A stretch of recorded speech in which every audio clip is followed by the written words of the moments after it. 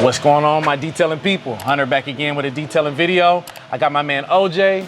We're here at the shop, knocking out a wet sanding, and my man Reyes came through. OJ invited me out to shoot some content. This is literally no rehearse, we just out here just want to update you guys on what's going on. Reyes was in town, so we thought we go on and tell him to come around. Come on.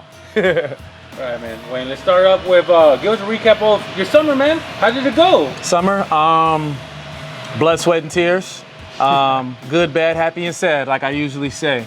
Running your own business is war. And if you're not connected to the source, you will get knocked off. I'm realizing with detailing that most people ain't really doing what they're doing and presenting online. This is a business that most people will not make it. And I'm realizing that as I'm getting hit with uppercuts and left, rights and jabs. And I see why most people want to run one van, no employees, and they want to do it themselves. But we set apart over here and we want to do what most people can't do. So I'm realizing that 98% of the detailers out there ain't got an established business, ain't running payroll, ain't got a lot of employees, don't have systems. They're not doing anything business or professionally. And I'm just really finding that out after talking to hundreds and hundreds of detailers that are asking me for questions. So that's what I'm realizing in the detailing game. Let me know what you guys think in the comments down below. For those that run the business and have learned, trial and error through it.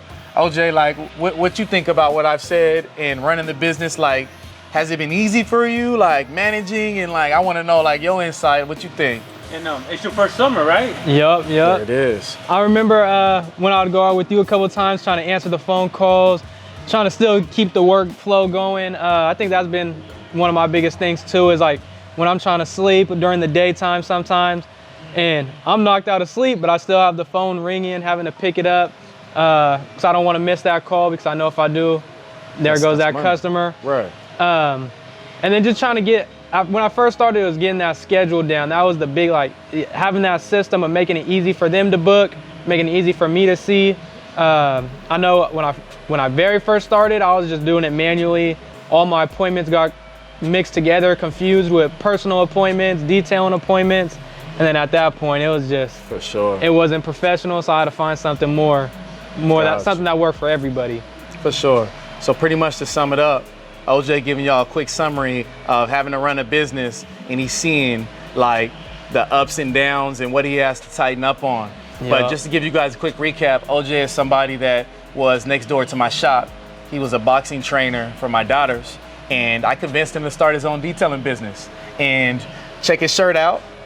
Go ahead and give it a shout out, man. Boss Detailing Pros. We're out here in Sacramento, California with my man Wayne. There it is. So I talked him into running his own business because I know he's a businessman, and I know that he didn't want to work for me. So I just put him up on game, and he's able to bypass most of the stuff that I had to go through. So it's just dope to be able to help somebody. And now look, we're here filming, and this man is hitting harder than I was when I started. I didn't have nobody to sit there and walk me through everything step by step.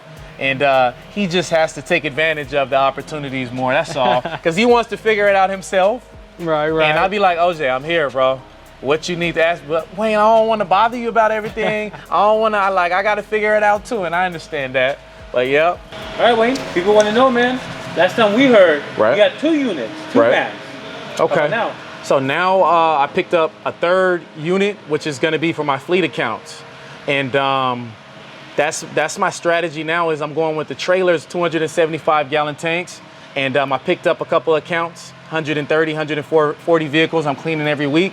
And these are life-changing accounts. And how I know that this is from the Lord is when I go in here, I present myself and I walk into the building and they ask me what my company stands for, what we represent, what it is we can do. And I always make sure I glorify God. I show people my Instagram, we getting the baptisms going, and I just make Christ, I want to glorify God. Like, my business is to lead people to salvation. My business is to preach the gospel and do that. And with that being said, these people are giving me the accounts because I'm set apart, and people aren't coming talking about religion because they're scared to do that because they don't want to run people off.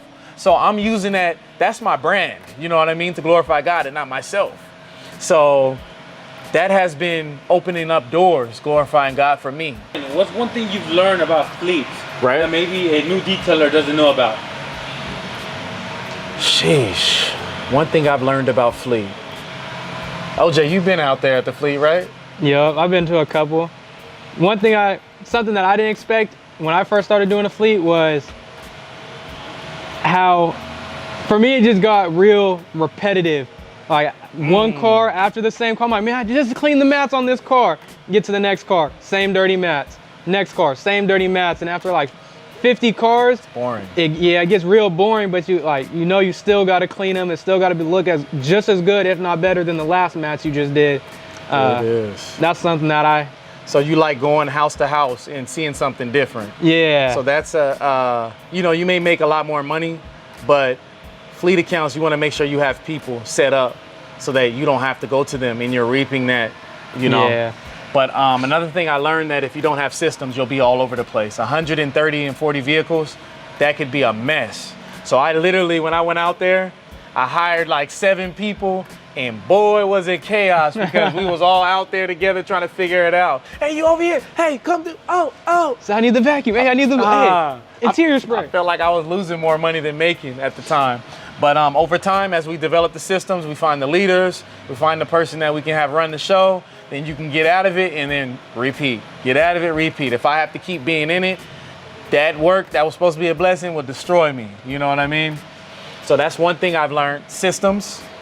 What's another thing about fleet? Oh, make sure you get your contracts, y'all. Make sure you get the stuff in writing. Make sure these big accounts, they don't care about you.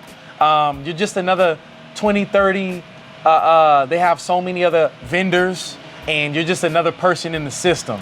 You know what I mean? It's all about establishing relationships and showing them that you're set apart, that you care, and you're not going to be the same as the last guy they fired. So in the beginning, they're going to treat you like, man, let me talk for me. They didn't really treat me too nice. They didn't really pay on time. I've heard a lot of people say dealerships they don't like to deal with because they don't like to pay on time. And I've experienced that. Don't listen to the fleet manager because he's not the one that runs the show. He will tell you things that if he doesn't check in with the boss, it doesn't get honored. So I went through that. If I was going to get paid in a week, I ended up getting it 2 months later. Make sure you have a lot of money saved up. If you got to go get a loan to pay your employees. And another thing that I've learned, that if I'm in the fleet and I have stuff on the outside, if this is consuming all my time, everything goes haywire. Just imagine if God took off time from taking care of his children, this world would be destroyed. So I was going through a lot of being in the fleet. I was like, forget everything else. So everything was a mess. Stuff was all over the place because I was like, this is a life-changing account. So have structure. Don't break your systems. Going off that real quick too, what about how do you feel about like the negotiations? Were you worried about, if you were asking the prices that you wanted, were you worried that you might lose the contract or they might find someone better? How did you feel when you were doing all that? That's something that I'm actually still learning. What I've learned with negotiating is to flip it back on them. You know what I mean? They ask you like, how much do you want? Then you kind of ask them like, hey, what were the last guys paying? What's your range? Kind of have it to where they could tell you what they're expecting. Right. So that you could work around that, because let's be real, when you got big accounts, they can go down the line and pick anybody they want. So if you show them that you care about their budget and what they're looking for, you can kind of work around that, see if it fits in the budget. So I kind of go the route of, what are you looking for? Because they'll try to ask you like, how much, you know what I mean? Yeah. How much are you charging?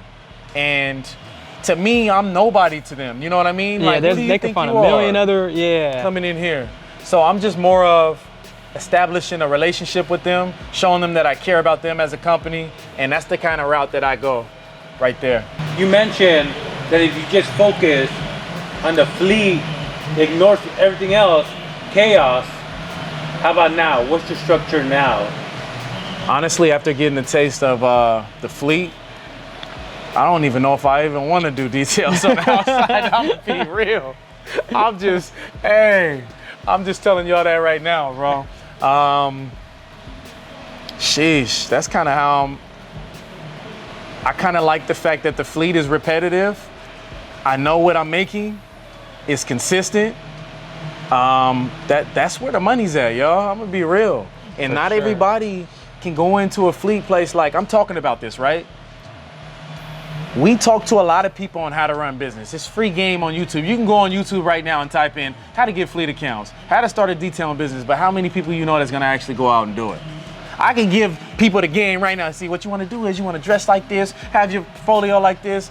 Ain't nobody about to go out there and do that, bro. Like how long it took me? It took me a few months until I actually went out there and did it. Exactly. So pretty much about the fleet, when you're walking in, somebody gave me a dope analogy.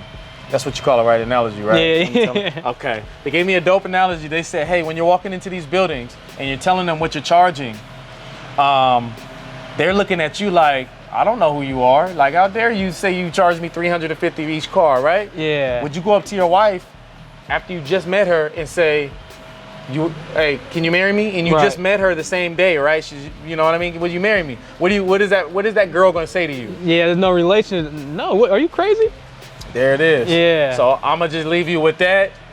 I ain't gonna give y'all the whole game. I'm gatekeeping, huh? That gatekeeping right there. I ain't giving y'all the full thing, but just know that they don't know you. Establish a relationship. That's all I can give you right there. OJ, go ahead and shout them out with your stuff, bro, and let them know what it is, man. Yes, sir. Yes, sir. Go ahead and I got my own YouTube, Boss Detailing Pros. Same thing on Instagram.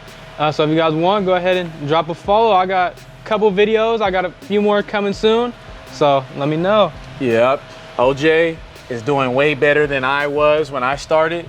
And it's a blessing to see him. He already got his van, his unit. This is a man of action. And out of all the people that I've met, this is the person that's moved the fastest and has taken everything in and has applied it. So, hey, anything is possible through Christ. Yes, you guys have a blessed one. Make sure you guys show OJ some love, drop a comment, and let's get it, y'all.